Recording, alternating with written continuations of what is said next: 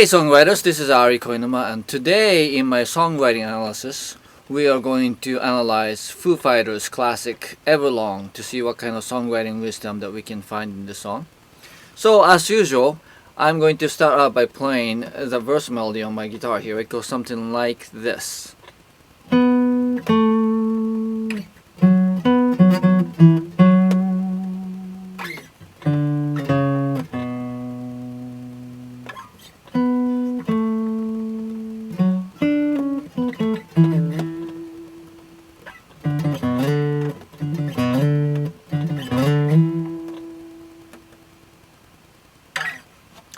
Alright, so when you think about that opening, where do you think in terms of his voice? It's low. And Dave Grohl has a big range. He can scream really on top, but why would he start slow? It's because if you want to build a song, the standard technique is to actually start low, and so you have some place to go. And the reason why the next section and the chorus is such a kicking awesome song is because this verse kind of starts out low and laid back and sort of sets up the next section, and it has that contrast. It has some place to go. So when you're starting out a song, even if you're writing for your own voice, consider like starting out in somewhere in the bottom range of your voice, especially if it's a kind of song that you really want to build up. On the other hand, of course, you could take the other way around and then start high and then come down low, and then that could work too, but just that's a little bit more advanced. Generally speaking, in songwriting, you want to just sort of start low and then build up, and that's kind of an easier way to do. And then this song is a good example of how to start out with plenty of places to go in the rest of the song. Alright, next I'm going to play the next section, which I can't really play exactly, but you will get the idea. I'm sure you've heard the song. So it goes something like this.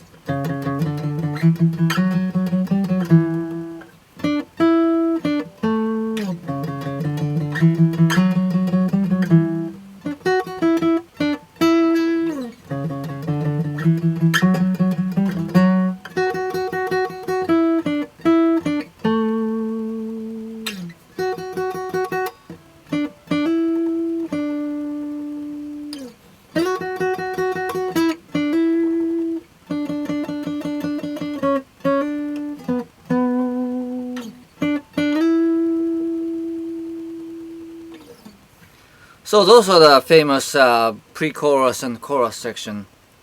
But first, talking about the pre-chorus, you notice that it's a section that I can't. If I have to sing the song, if I were to do that guitar part and then sing at the same time, which he does. But what is that? It is actually a call and response.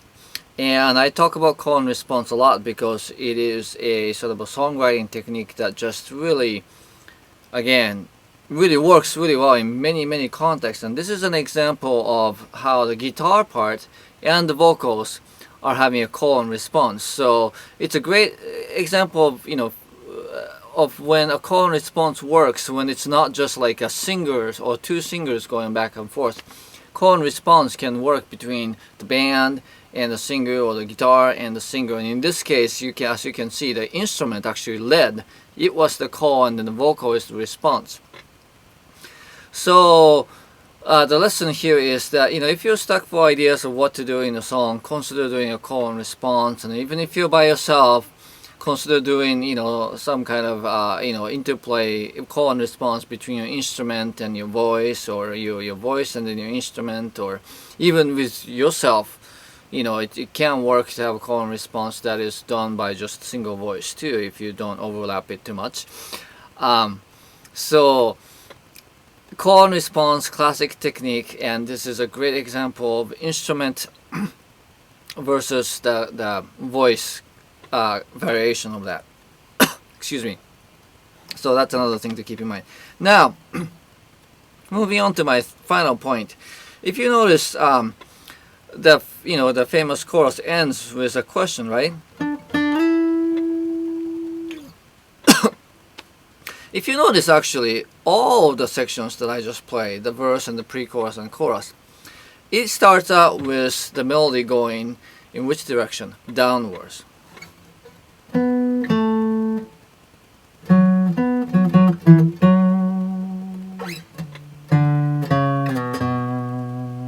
You see how it's going down. Then what you want to know about melodies is that going up or down really counts. Going down, decreases the energy and makes it feel settled down.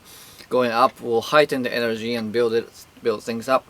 So he starts out with a downward melody, and another downward melody follows after that. But then at the end of the verse, it comes up a little bit.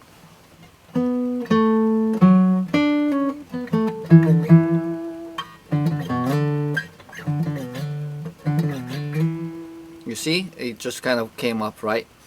And then in the next pre-chorus, the chord response section, again, it just kind of has a lift at the end leading to the next section.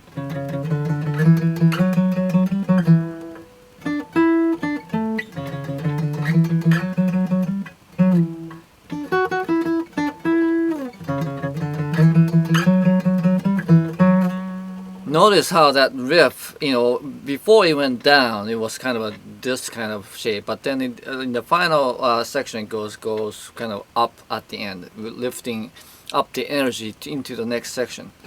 And then the chorus.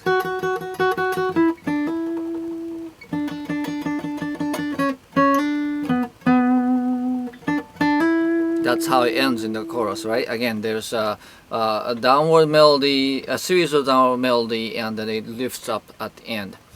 So the point I want to make here is that the shape or the direction of the melody counts, and that you want to be intentional about which way the melody is going down, because that really affects the how the song is going. And then in this song's case, they did a good job of sort of structuring it, so it's a pattern of down, down, down, and then up into the next section, down, down, down, and then up into the next section, and that gives it that sort of sense of lift, the sense of openness, the sense of inviting listeners into sort of asking the question with the singer. And that's part of the song's charm, is always, it's not just sort of downward, sort of I'm descending into my loneliness kind of thing, but then at the end it just kind of goes open up and say, and you, it's just really invites listeners in,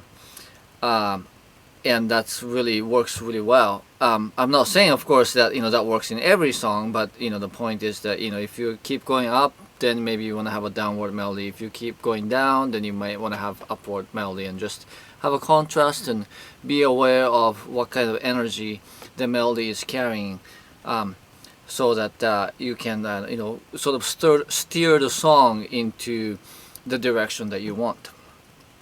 Alright, so to sum it up, Foo Fighters, Everlong, we talked about how he starts out low in his range so that he has plenty of places to go in the rest of the song. We talked about call and response between the band and the melody or the vocals, and how that's another form of how call and response can work. And then thirdly, we talked about the direction of the melody and how this song uses down, down, and then up type pattern in each of their sections to sort of to build the energy up for the next section, to set it up and to also draw the listeners in. And then those are all great techniques to keep in mind as you try to write your own hit song. Anyway, thanks for watching. I'll see you next time.